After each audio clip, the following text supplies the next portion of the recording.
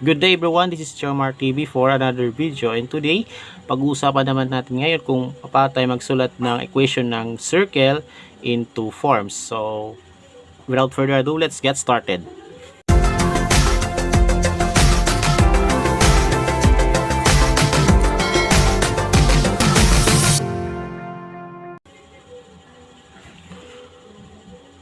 So sa equation ng circle ay meron tayong dalawang forms. We have standard form and general form.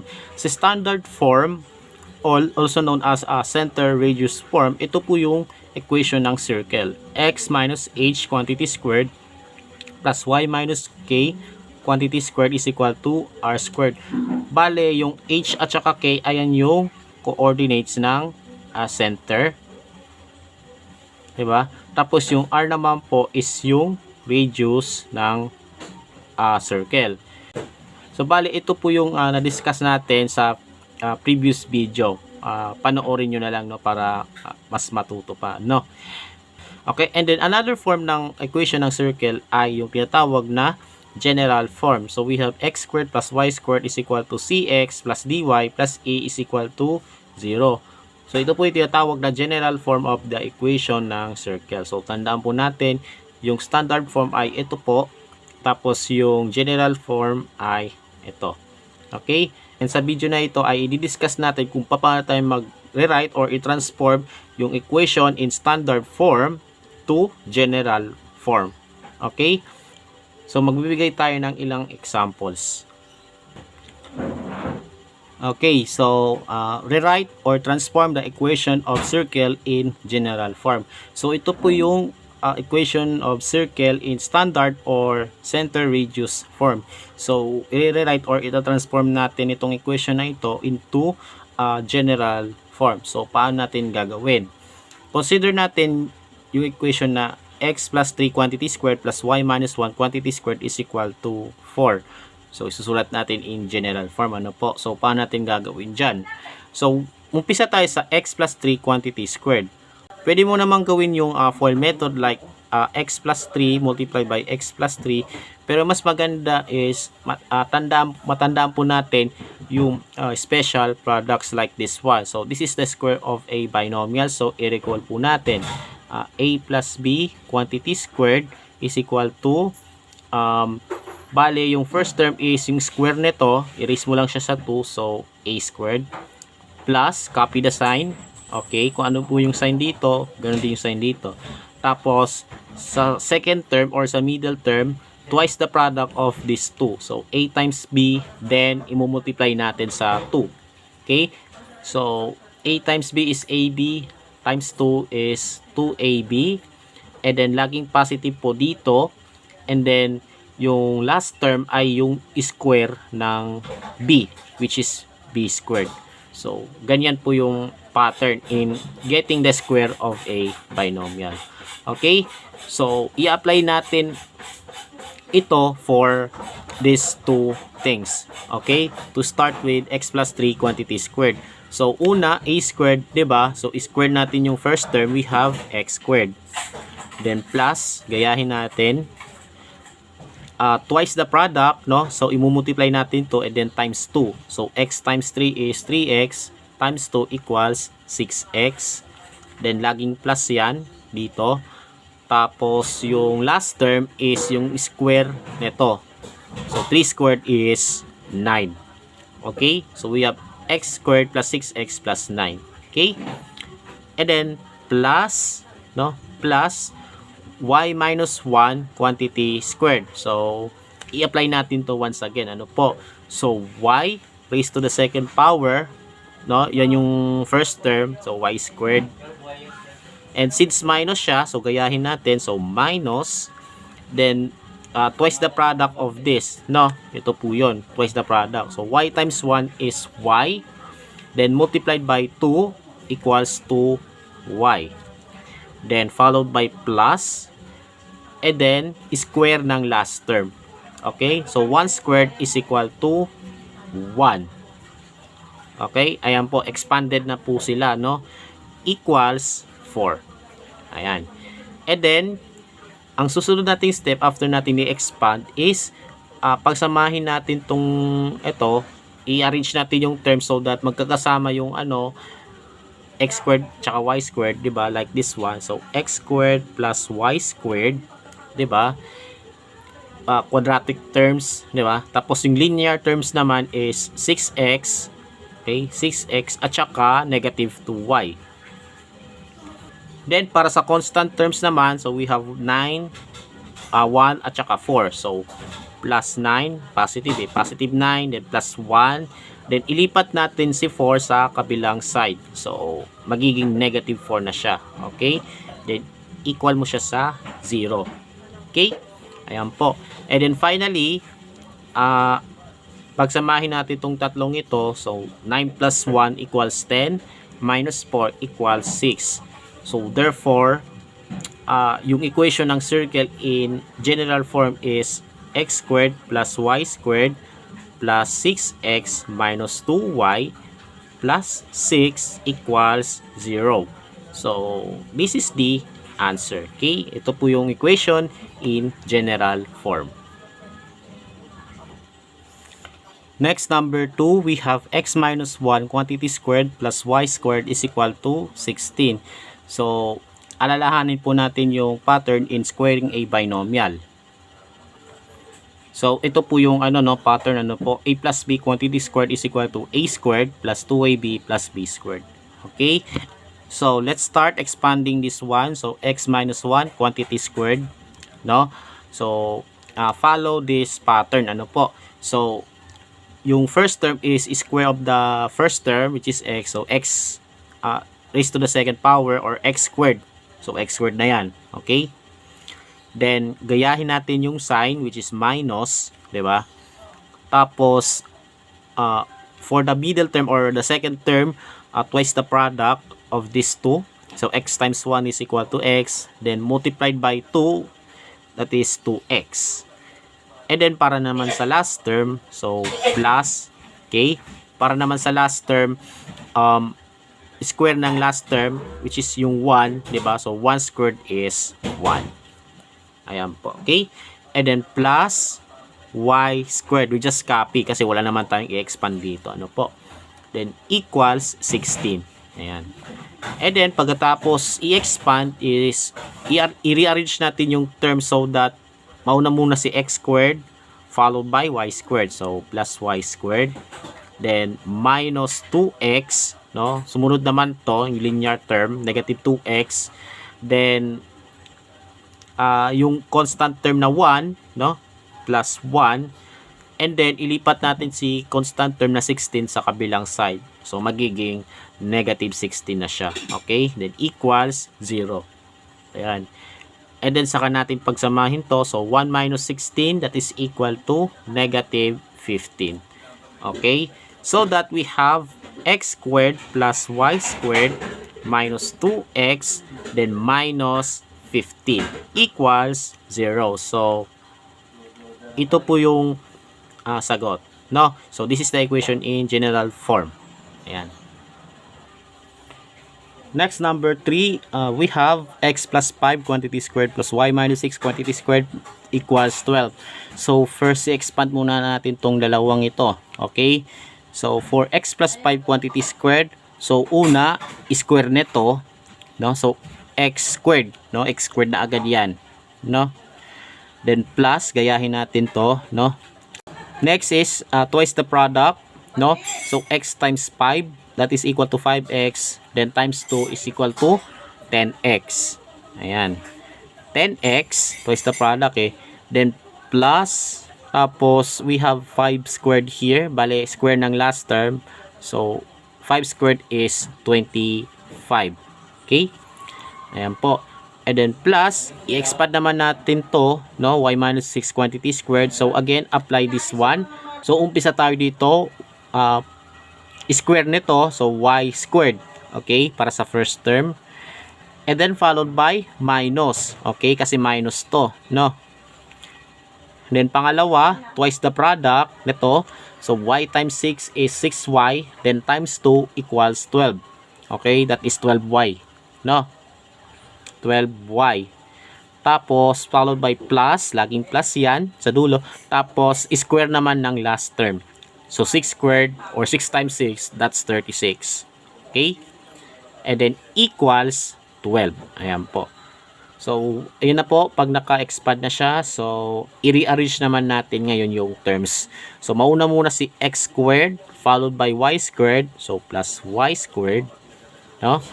Tapos, ito naman, linear term in x. So, plus 10x.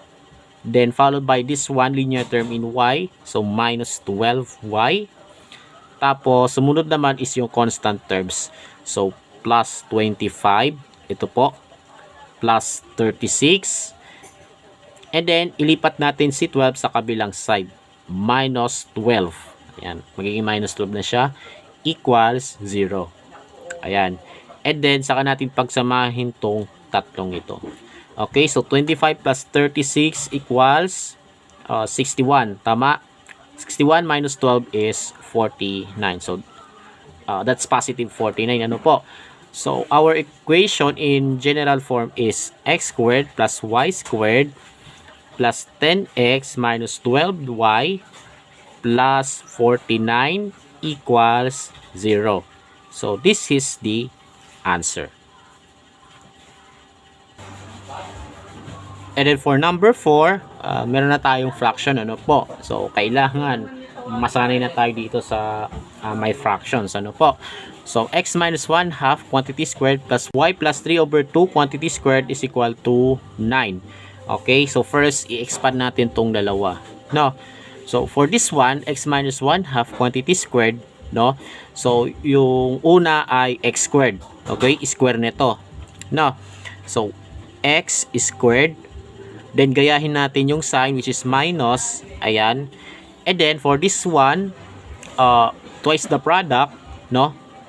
So, para makita ninyo or masundan ninyo, no, i-multiply muna natin. So, x times 1 half and then i-multiply natin sa 2. So, makikita natin na makakancel yung 2. Tama? So, that magiging x times 1 na lang siya or simply x. So, x ang ilalagay natin dito. Ano po? And then, followed by plus. Laging plus yan, no? 1 half squared. Bale, square naman ng, ng last term. Ano po? So, 1 half squared or 1 half times 1 half. That is equal to 1/4. Okay? 1 over 4. Ayan. And then plus, i-expand naman natin to.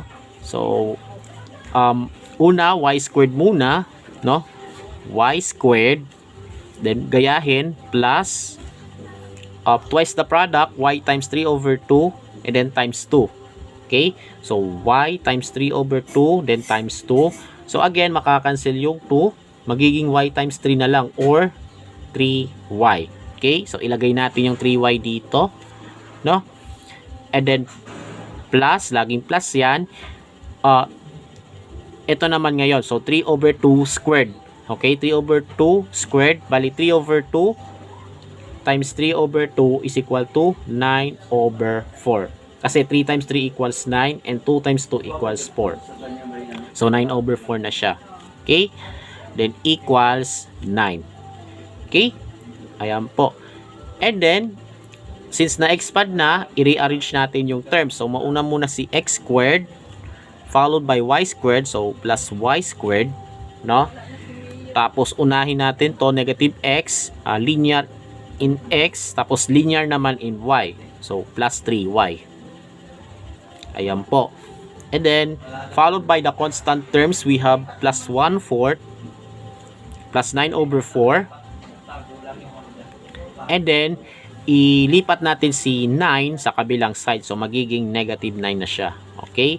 Then, equals 0. Ayan po. So, para mas malinis tignan or mas magandang tignan is i-multiply muna natin sa LCD, yung buong equation, no? Para mawala yung fraction. Ano po? Okay? So, i-multiply natin both sides by 4. So, multiply everything. Okay?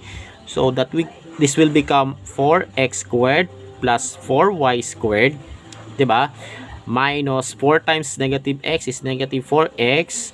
4 times 3y, positive 12y. Then, 4 times 1/4, cancel yung 4 dito. So, 1 na lang po. Then, 4 times 9/4, again, cancel yung 4. 9 na lang po, no? Plus 9. Then, minus 4 times negative 9, negative 36. So, ito, negative na agad yan. So, negative 36 equals 0. Okay? And finally, pagsamahin na natin to since, wala nang fraction, no? So, 1 plus 9 equals 10 minus 36. That's negative 26. Okay? So, therefore, the equation in general form is 4x squared plus 4y squared minus 4x plus 12y minus 26 equals 0. Or, pwede naman natin i-reduce yung equation since lahat sila ay divisible by 2. So, i-divide natin everything by 2 so that we have 2x squared plus 2y squared minus 2x plus 6y minus 13 equals 0. So, ito na po yung final answer. Okay, so this is the equation in general form. Before I proceed to this one is kindly subscribe to my YouTube channel for more math content na i-upload ko. Especially kung meron kayo natutunan sa mga videos na ina-upload ko. Okay, so let's go with this one. Write the equation of the circle in general form whose center is 0, 10 and whose radius is 10. So, syempre, hindi natin masusulat agad yung equation ng circle in general form given yung center and radius because isusulat muna natin yung equation in standard form or center radius form. So, alalahanin po natin yung center radius form ay x minus h squared plus y minus k quantity squared equals r squared. Yung h at saka k po is yung coordinates ng center and yung r naman po is yung radius. Okay? So, let's do this. Ano po? So, since this is the center of the circle, so, ito po yung h natin at ito naman po yung k. So, h is 0 and k is 10. Tapos, ang r naman po natin ay 10. Okay? Saka natin i-plug in dito. Ano po? So, that we have x minus h. Ang h po natin ay 0. Then, squared. Plus, y minus k. So, y minus, ang k po natin ay 10. Okay? Then, squared. No? Equals r squared. So, ano po yung r natin? 10. So, 10 squared. Ayan. And then, ito na po yung mismong equation in standard form. So, ang kailangan dito is yung general form. Okay? So, i-expand natin, tsaka i-simplify. Ano po? So, let's do this. X minus 0. So, cancel na yung 0. X na lang yan. So, x squared plus ito naman, no? So, iusog natin. So, that dito na lang siya, no? X squared na lang po, no? Tapos, dito naman, y minus 10 quantity squared. So, i-expand po natin, ano po? So, una, we have y squared, no? Square ng first term. Then, followed by minus. So, ilagay po natin yung minus. Then, twice the product of these two. So, y times 10 equals 10y, no? And then, times 2 equals 20. So, 20y. Okay? Minultiply, tapos minultiply sa 2. And then, followed by plus, laging plus po yan. And then, square naman nito.